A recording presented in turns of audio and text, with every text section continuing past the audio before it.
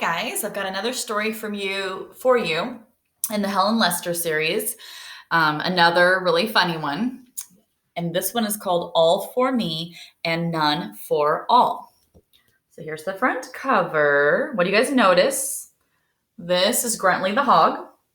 He's greedy and wants to keep everything for himself. Are you guys wondering how this makes the other animals feel? Okay, here we go. Gruntley was a ball hog. Not only did he refuse to share his toys with Hampshire and Berkshire, but he helped himself to theirs. Rude. Gruntley grabbed Yorkie's shoes, even though he already had far more shoes than feet.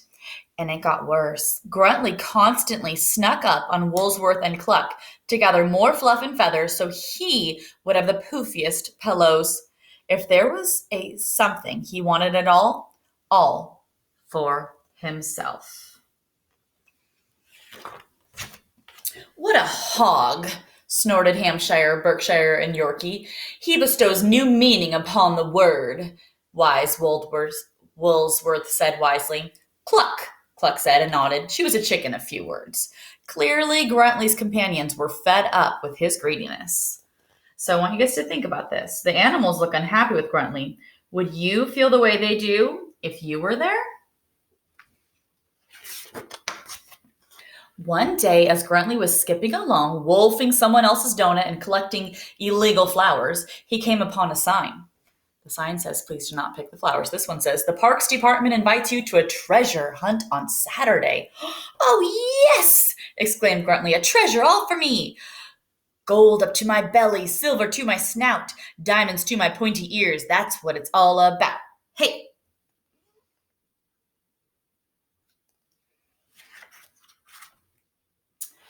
When Saturday came, Gruntley was ready for action. The park ranger explained the rules of the treasure hunt to the eager hunters. You will have 3 clues, she said. I'll give you the first clue, and if you follow that and the other clues, you'll find treasure. Ooh, said Hampshire, Berkshire, and Yorkie. A stupendously superb opportunity, observed wise Woolsworth. Cluck, agreed Cluck.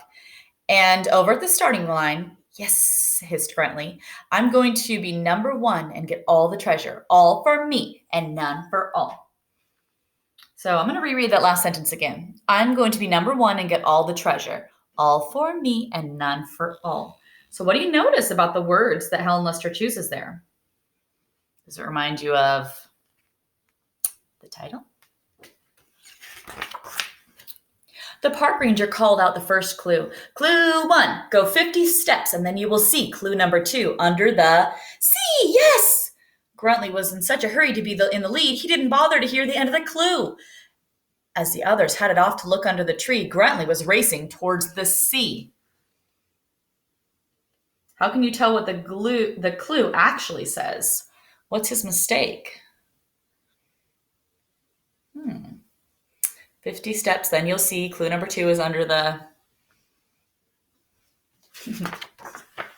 Gruntley did not get far. Gruntley got wet, so he slogged back. As he passed the tree, the second clue, which the other hunters had left behind, blew right into his hand. Clue number 2. To find the next clue and make your heart sing, go to the playground, look under the... Again, greedy Gruntley was so eager to be number 1, he skipped the last word. I've got it, he snorted. Wing, look under the wing.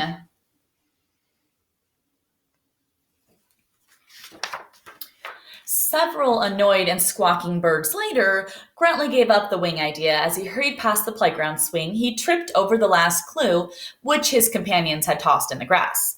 Clue number 3. To find your own treasure, turn left at the frog, and there it will be under a... I know, cried Gruntley. Under a hog! And there it will be under a hog, yes! Gruntley galloped on, zoomed left at the frog, and screeched to a halt. He was surprised to find his companions already sitting on a log. But no time to wonder, it was time for some serious hog tipping.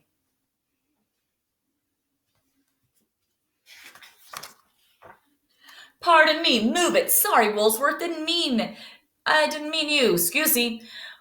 When both the hogs had been tipped, With absolutely no treasure beneath them, Gruntley paused and blinked. How could this be? No gold, no silver, no diamonds. Wait a minute. Gruntley eyed the little bags the others were clutching. What you got? The little group backed away. Trail mix, they answered. Our treasures.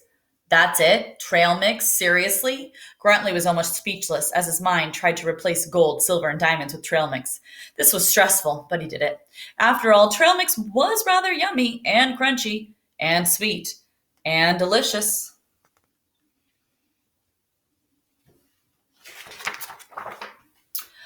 I don't suppose there might be some left for me. All for me? Gruntley's fellow hunters, fearing that he might grab at any moment, gripped their little bags so tightly they crackled.